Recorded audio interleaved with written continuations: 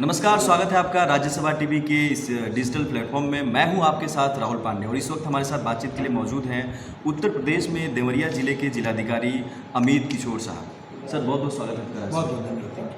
Sir, ये जो लड़ाई है कोरोना जैसी वैश्विक जो महामारी है, इसके खिलाफ जो लड़ाई है, कैसे लड़ाई आप लोग लड़ रहे हैं?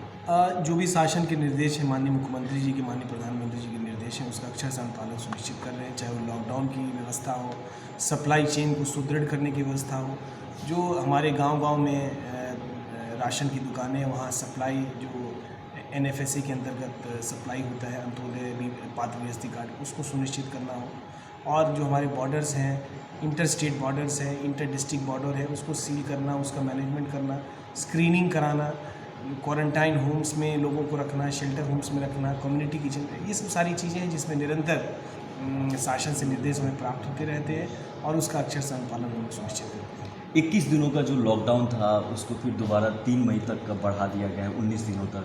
तो अब क्या वो चुनौती आप लोग की थोड़ी सी बढ़ गई हैं और आगे कैसे आपकी जो टीम है जिला प्रशासन है वो कैसे काम कर रहा है? जो 21 दिन का चुनौती था उसको हम लोग ने किया, चाहे वो लॉकडाउन हो या सप्लाई चेन मैनेजमेंट, उसी चीज़ को हम लोग बरकरार रखेंगे।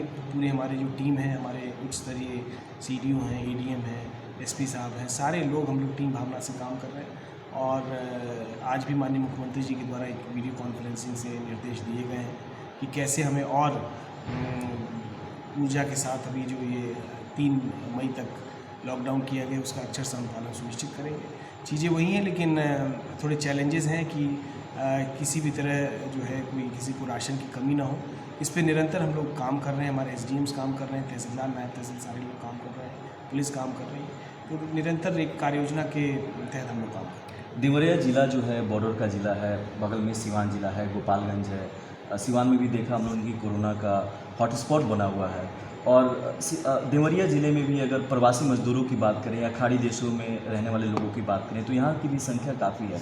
तो कैसे उन लोगों को जो लॉकडाउन के समय में जो लोग चले आए थे या बाहर के देशों से जो आए थे, उन लोगों को कैसे आप लोगों ने क्वारंटाइन किया और कैसे उनकी व्यवस्था ये की? बहुत बड़ा चैलेंज है हम लोगों के लिए। जैसे आपने सिवान का बताया, सिमिलर जो डेमोग्राफी है यहाँ भी है, तमाम लोग बाहर से आए हुए विदेशों से, उनको हम लोगों ने ट्रैक किया है, उनकी मेडिकल स्क्रीनिंग हुई है। साथ ही साथ एक हेल्पलाइन नंबर भी हम लोगों ने जारी किया है कि कहीं भी किसी को बुखार, सर्दी, खांसी, इस तरह की समस्या आ रही हो, तत्काल वो आएँ, अपना सैम्पलिंग कराएं।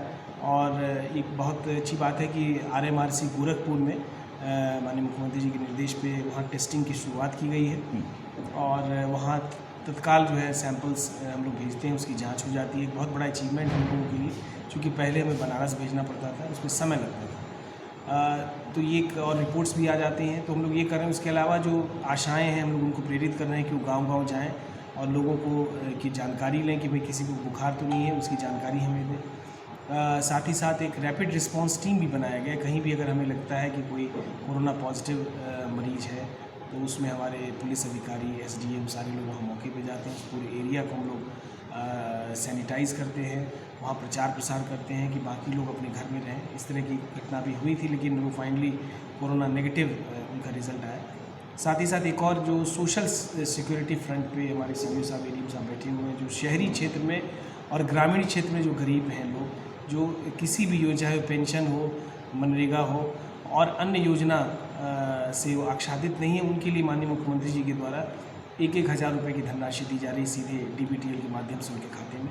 तो उनको करीबन 20,000 लोग हम लोगों ने चिन्हित कर लिया है। शासन से जो 3 करोड़ का बजट आया है, 30,000 लोगों को हम लोग दे सकते हैं। हम लोगों ने कोशिश कर रहे हैं कि कोई भी, चाहे वो फुटकर विक्रेता हो, इस तरह के लोग, सैलून चलाने वाले लोग हों, बहुत सारे ऐसे लोग हैं जिनकी रोज़मर्रा की कमाई जो है बंद हो गई है, उनको हम लोग चिन्हित कर रहे हैं और उनको ये 1,000 की धनराशि देना सुनिश्चित। देवरिया अगर शहर की बात करें तो शहरी इलाकों में हमने देखा कि सोशल डिस्टेंसिंग को लेकर लोगों में काफ़ी जागरूकता है। आप लोगों ने वैन भी चलाया है जिसमें जो ग्रोसरी की जो चीज़ें हैं या सब्जियां हैं, फल हैं, वो काफ़ी चीज़ें आसानी से मिल जाती हैं। मेडिकल शॉप पे भी लोग सोशल डिस्टेंसिंग को फॉलो कर रहे हैं। तो क्या ग्रामीण इलाकों में भी इस तरह की जागरूकता और इस तरह के उदाहरण देखने को मिले हैं क्या?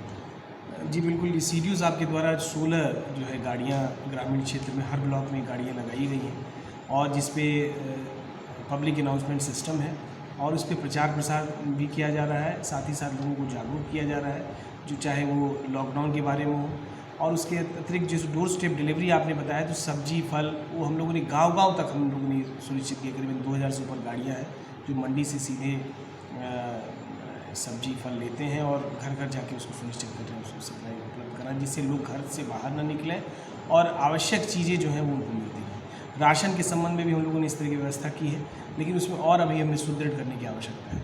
कहीं भी हमें शिकायत मिलती है जो ज़्यादा मूल्य लिया जा रहा है तो उसमें कार्रवाई भी हम लोगों ने की है और आगे भी इस तरह की कार्रवाई हम कितने क्वारंटाइन सेंटर बनाए गए हैं? जो प्रवासी मजदूर आए थे या बाहर के जो देशों से जो लोग आए थे, वो कितनी उनकी संख्या, उनके लिए क्या व्यवस्था की? ये औसतन हम लोगों ने हर ग्राम पंचायत में एक जो प्राइमरी स्कूल है वहाँ ये व्यवस्था की है, लेकिन मुझे लग रहा है 600-650 के आसपास अभी थे और उसमें बहुत सारे लोग हैं जिन्होंने 14 दिन अपना पूरा कर लिया है। जी।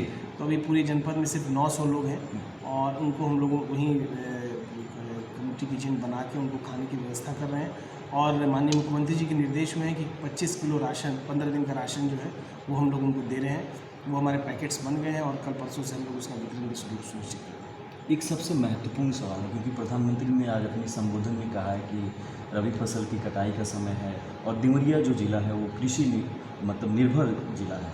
तो किसानों की मदद के लिए जिला प्रशासन कैसे आगे आ रहा है, उनकी फसल की कटाई और तमाम चीज़ों की जो चीज़ें उनको कैसे सुविधा मुहैया कर रहा है? ये तो निरंतर हमारा जो कंट्रोल रूम है, मैं हूँ, मेरे अधिकारी, निरंतर हम लोग आम जनमानस से जुड़े हुए तमाम फ़ोन्स आते हैं, उसमें हमें जानकारी मिलती है। जैसे आपने कृषि संबंधित बताया, तमाम ऐसे कंबाइन मशीन्स हैं जो मशीन तो यहाँ है लेकिन उसके चालक जो हैं वो पश्चिम उत्तर प्रदेश और पंजाब हरियाणा से आते हैं।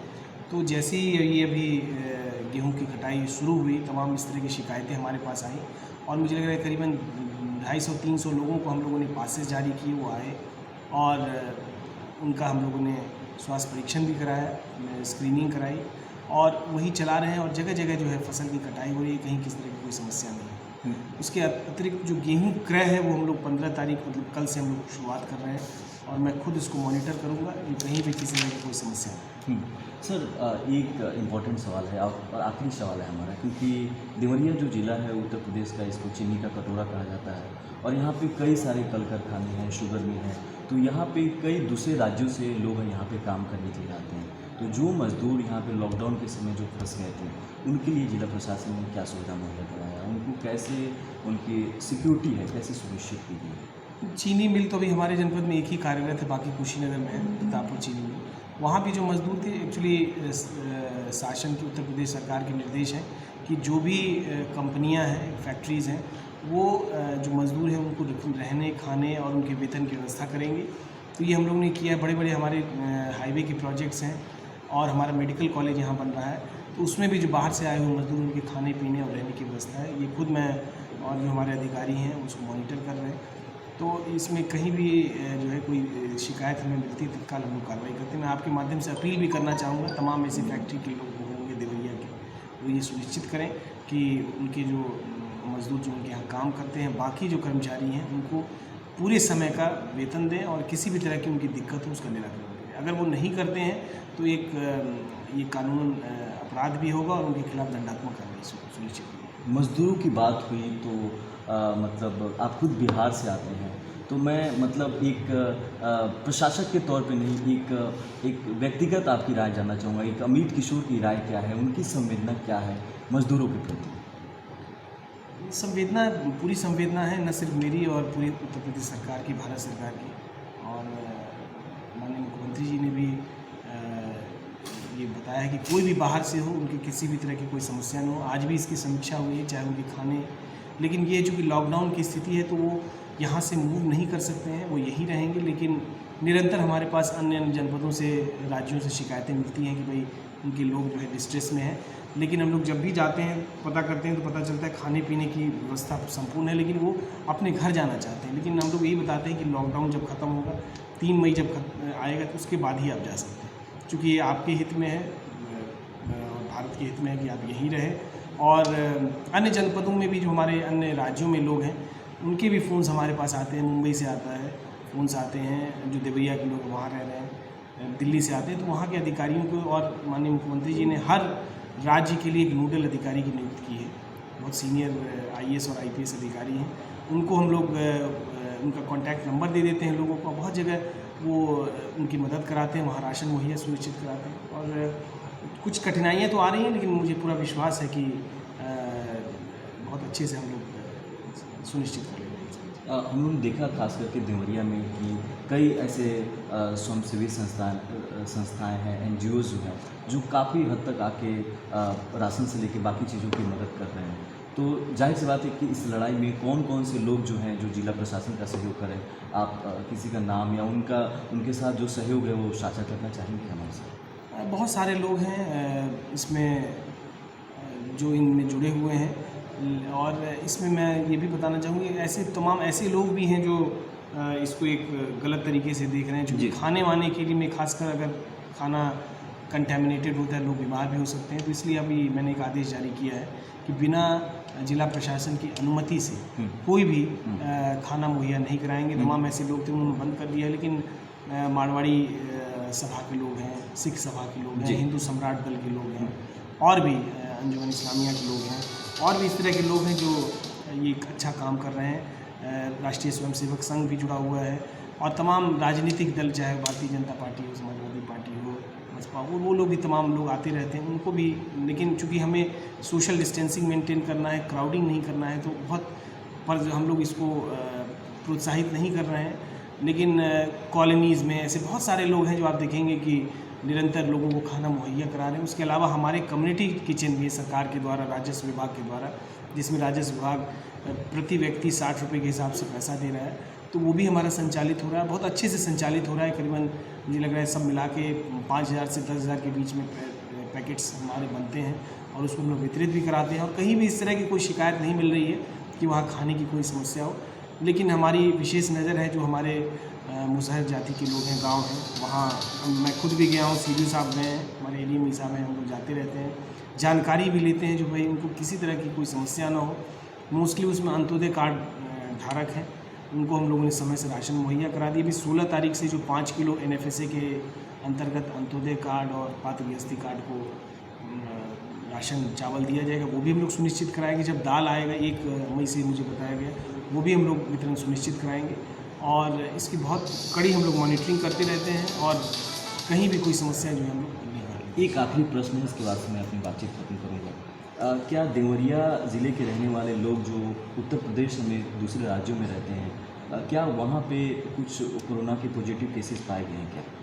इसकी जानकारी तो नहीं है, लेकिन वहाँ देवरिया के लोग हैं जिनको क्वारंटीन कैंप में रखा गया है, शेल्टरों में रखा गया है, और वो 14 दिन का जो अपना क्वारंटीन पीरियड है, जैसी करते हैं उसकी सूचना हमें भी मिलती है, दिल्ली हो, मुंबई हो, और वो वहीं है। अभी आन जान की कोई सुविधा तो है नहीं, तो वहीं रह रहे हैं। और जैसे मैंने पहले बताया, कोई अगर समस्या होती है तो हमें जानकारी होती है, तो उस समस्या का निदान करना। बहुत बहुत शुक्रिया सर, हमसे बातचीत। बहुत बहुत